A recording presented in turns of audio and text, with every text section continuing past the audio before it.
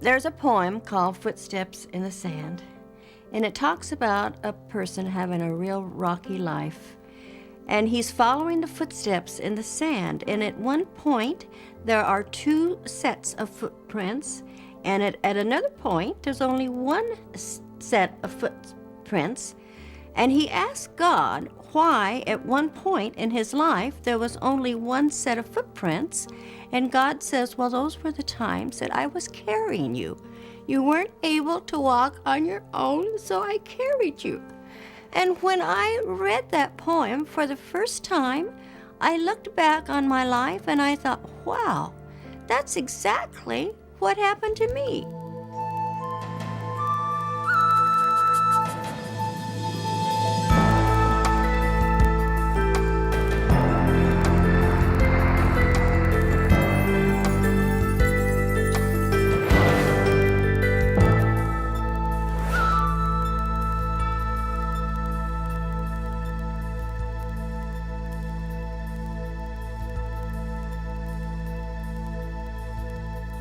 The extraordinary story of Pegi Bearden makes it clear that the power of love can overcome even the most horrific childhood.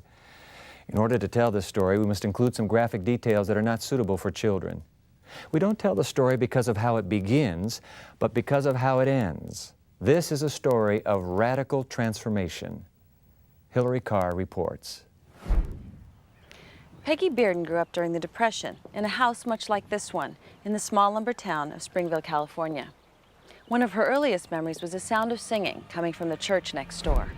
They were singing Jesus Loves Me and Amazing Grace. And I always wondered who this man was that they called Jesus. And I was also always asking the people, is your name Jesus? And they would look and they would say, why no, why? Well, I'm looking for that man that I hear them sing about named Jesus. Which one is Jesus? Pegi didn't have a lot of time to wonder about the church next door. Finding enough food to eat was the primary concern. While other kids were learning their ABCs, Pegi and her 5 younger siblings were learning to steal enough food to survive. And it didn't much matter who or what they stole it from. I learned to steal early in life as a way of feeding my siblings. I stole from the local markets. Later, I stole from people's hen houses. I stole their eggs and their chickens. I soon found out that the chickens were far too noisy, so I started stealing the rabbits. They were easier to steal. We had no running water, no electricity, very few clothes, never enough to eat.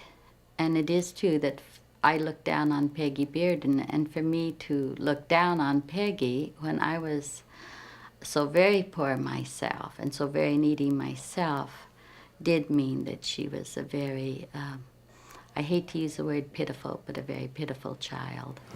And I remember Pegi always standing back, never mingling with the other kids, just standing back, thin, dirty, dirty, dirty, dirty. And the kids would make fun of her and she'd fight. At school, I was always in trouble, and the teachers locked me in the cloakroom. And I loved being locked in the cloakroom because that's the only place I could eat. And I would eat everybody's lunches. First, I would go through and eat what I liked the best. And if I were still hungry, I'd go and like what I liked next to the best. I can remember that she wouldn't take, my whole lunch would never be gone, but bits and pieces of my lunch would be gone. And I can remember that, but I never knew until later she was the one that was doing it. But I, yes, do know that my lunch had been taken many times, many times. Eventually, I learned that I wasn't supposed to eat the lunches, and I would try real hard to not eat those lunches. I would even knock on the door telling the teacher she must let me out because I wanted to eat the lunches, and she would just leave me in there. I never could understand why it was okay for them to eat and not for me. Pegi's father, Melvin, was repeatedly hospitalized for tuberculosis. Pegi's mother, Winnie, had 6 children and limited options to support them. In those days, if there was a man in the home, you could not get welfare. And I know that my mother did not have welfare. So as a way of support for herself and the children, she was prostituting. I saw her on many occasions. My father, when he found out about it, was just up in arms over it, and he would walk away from the hospital to come home and be with her. And through the process of him sitting in the bars, waiting for my mother, drinking and gambling, he became addicted to drinking and gambling, and waiting for her to come home from wherever she was. Early every morning, our house came alive with screaming sounds from my mother. But this one particular night, the screams were just different for some reason. So I got out of bed and I just followed her screams, and I stood at the door. There was a light on, and I watched my mother in the bed in excruciating pain. She was alone. My dad was back in the hospital. She was alone, and she was on her hands and knees, hanging on to the foot of the iron bed. Peggy watched her mother as she gave birth. She watched her mother take the baby into the kitchen. She watched her mother wrap the baby in paper and run water into the sink. Then her mother turned and noticed Peggy. And she stopped and called me into the kitchen and said, "How long have you been watching?" And I said, "I've been watching for a long, long time. Your cries awakened me." Anyway, by this time, the baby was dead. A few days later, she came, and it was at night, and she got me out of bed and told me that there was a bundle out by the gate, and she wanted me to take it into the great vineyard and bury it. And I took the baby out into the grape vineyard, and I buried it.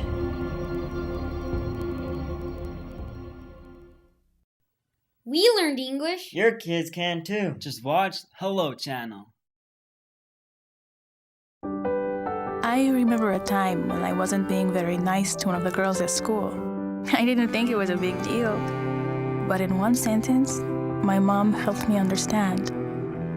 She said, "Mija, you need to treat others the way you want to be treated." I thought about that a lot. I still do. Life's most important lessons are best learned in the home. A message from the Church of Jesus Christ of Latter-day Saints.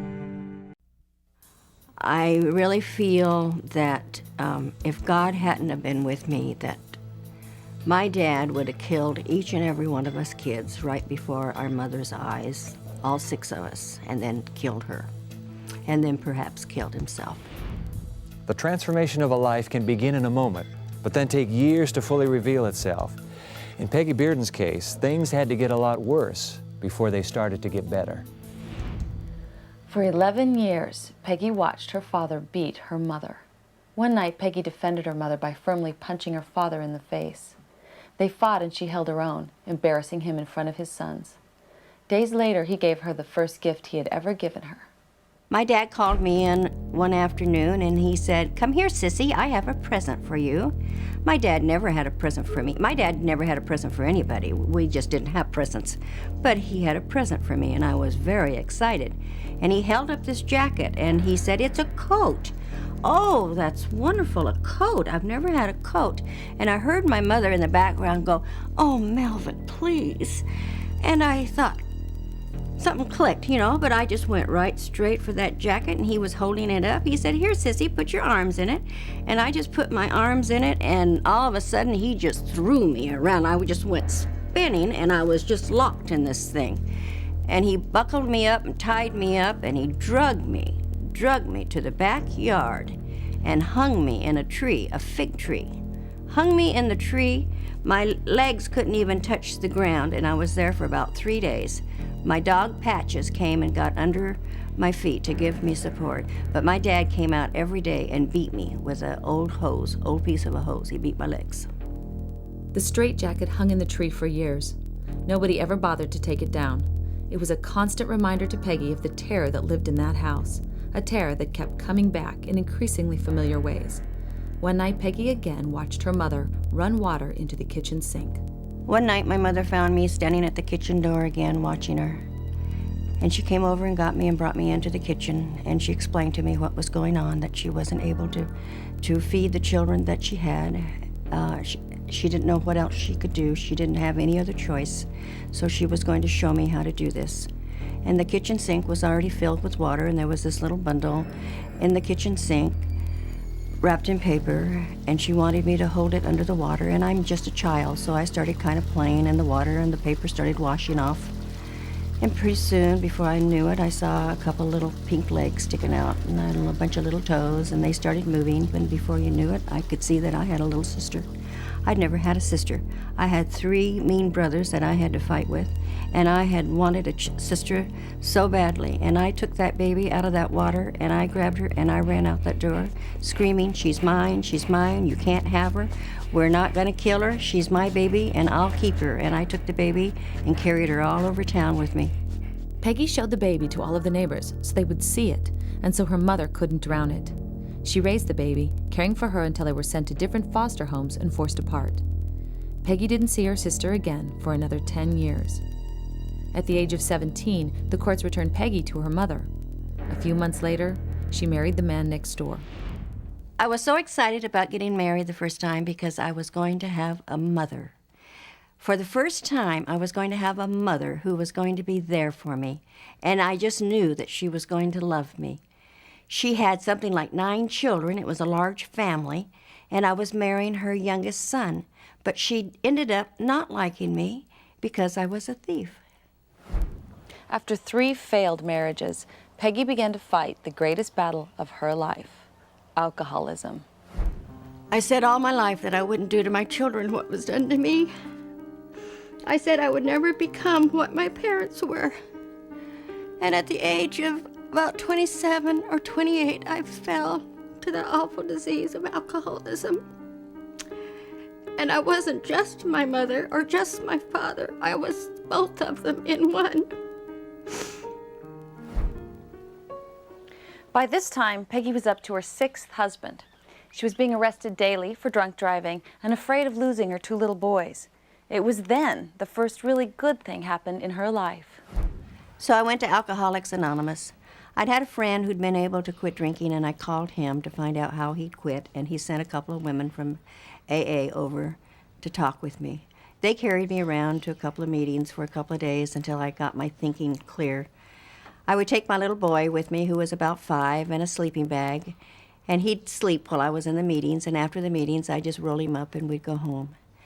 Alcoholics Anonymous was wonderful for me, and it helped me tremendously. But one of the things that happened with me was that I got all my thinking back, and this criminal thinking was so embedded in my mind that it also made me a better criminal. And a better criminal is what she became. She did what she knew. She followed her mother's footsteps into the oldest profession in the world. And I became a madam. I was taking a class at Fresno State College, and I heard some girls talking about working for an escort service. So I scooted my chair closer and I started listening to them. And these bells started ringing. My criminal mind just started spinning. The girls made fantastic money. I made fantastic money. I had a wonderful clientele. I had professional people from all over. And I ended with making lots and lots of money. But in late 1982, Peggy made a big mistake. She put an ad in the Fresno Yellow Pages, and that ad led to her arrest. I was sentenced to 6 years in prison. I was sent to the California Institution for Women in Fonterra, California, where I did 3 years. I was just terrified the first night they took me into prison. While in prison, Peggy couldn't get away from the screams of the other inmates. She needed to find peace. And she found it in the one place she was never allowed to go as a child, church. As a little girl, I couldn't go to church. They wouldn't allow me to go to church. I didn't know what God was. And here I go to prison, and I find that the only place that I can find peace is in the church. So I went to church. I was only in church a couple of times, and I loved they had a black choir, and I loved the jazzy music. We had a black chaplain, and I loved his preaching. And I wanted to join the choir. So I showed up one day for choir practice with all the black girls, and they just had a fit. They didn't want this white face in their choir. And they went to the chaplain, and told him that they didn't want me in the choir. But the chaplain liked me, and he talked to them, and before you know it, I was singing in the all-black choir. Peggy sang in the all-black choir every week. The songs she learned, songs of slavery and freedom, struck a powerful chord with her. One song in particular she grew to love.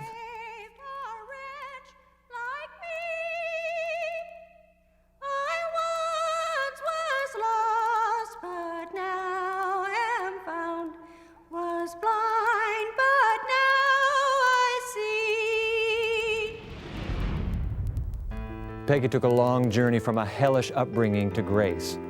We'll find out just how that amazing grace gave her a new life, and we'll meet the man who became her husband after this.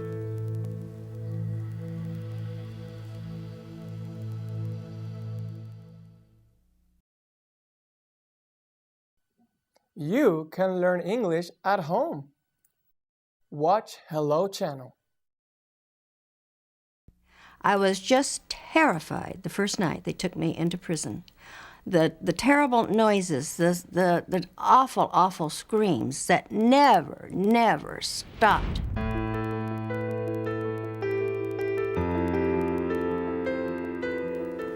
After Peggy was released from prison, she met and married Jim Handley.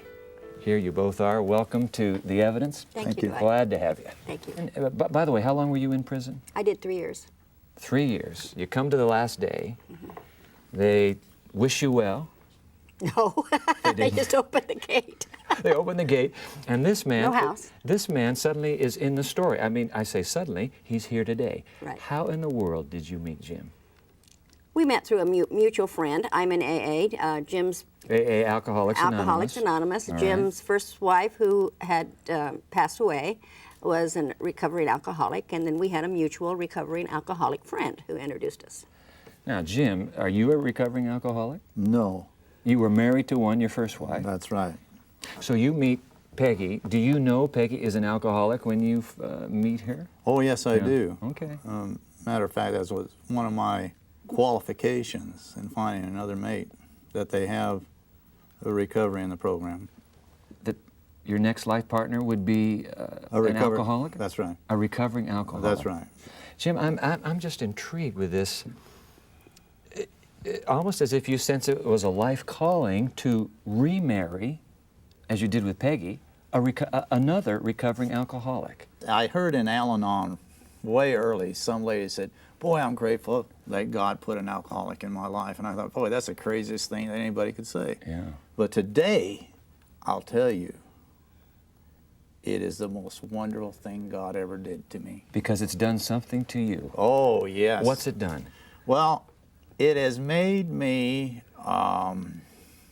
not to be a nuisance to other people.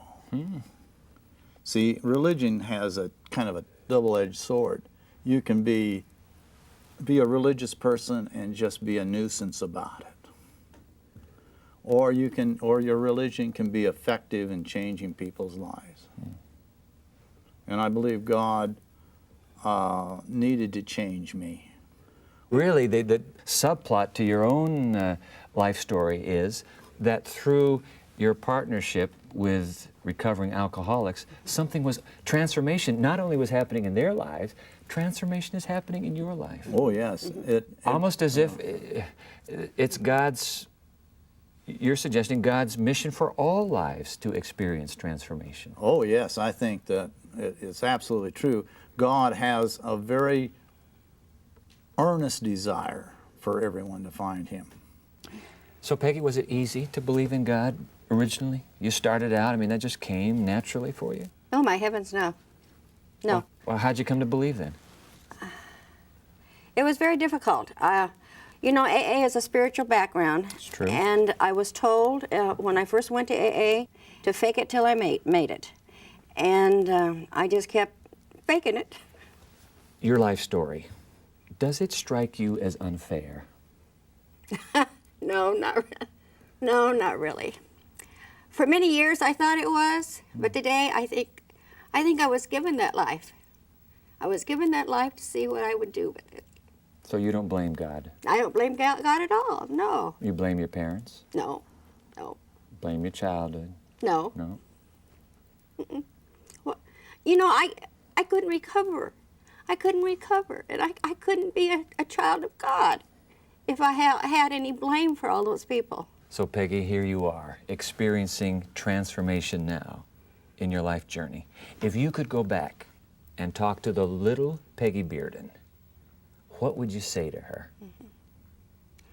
I would take little Peggy by the hand, and I would say, "Come and go with me." I would love to go back to that little church in that little town. Would you? And take that little girl and really go into that church and go to the altar with that little girl and pray with her. You see, Dwight, I was always looking for God somewhere else. I was looking for him out there. I was looking for him in a man form, because that's who I thought he was. I didn't know that he was a spirit that lived within myself, and I had to find him within my own soul. And today I know that. Peggy, thanks so much for sharing your story with us. Thank you, God Dwight. bless you both. Jim, Thank you. Glad you came. If you want to know more about Peggy's story, you can check her story out on our website, The Evidence, that's one word, theevidence.org, O-R-G. We'll be right back after this.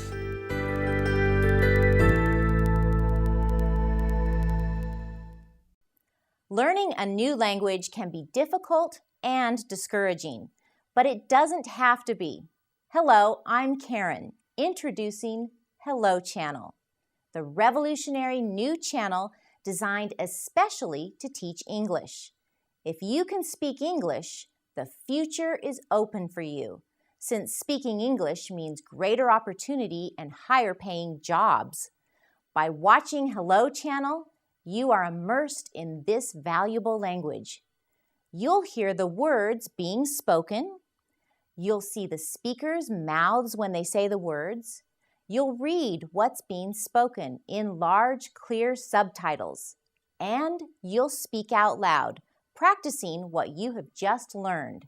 There is no better or faster way to learn a language than total immersion. Hello Channel does exactly that. There's programming on every level, so you can watch the shows that are just perfect for you. Whether you've spoken a little English, a great deal of English, or none at all, the Hello Channel has something for everyone. Join us for a convenient, affordable, and fun way to shape your future. There's so much in store for you if you'll just say hello.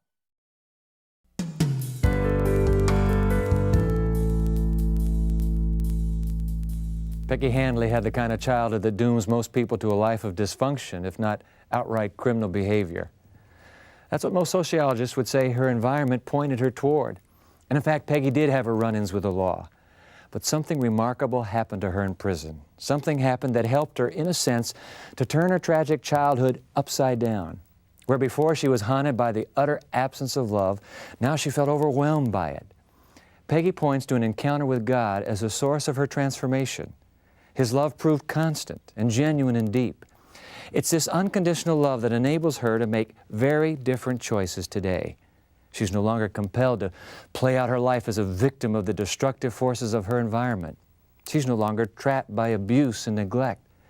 She's found something that gives her the leverage to overturn all that went before. I believe Peggy shows us concrete evidence of just how real God's love is. Her story makes it harder to assume that His compassion and concern are just something people imagine to get them through the night. The horrors of Peggy's childhood weren't something she imagined. The chaos of her life wasn't something she made up. All that was all too real. Even so, God's love had to be just as real in order to move her beyond it. If His love had been any less real, Peggy couldn't have overcome her childhood. She couldn't have turned a vicious cycle of abuse into a positive and productive existence. The ugliest colors and the darkest corners of life in this world sometimes make God's love shine the brightest. That's what I think. I'm Dwight Nelson. Join us next time for more of The Evidence.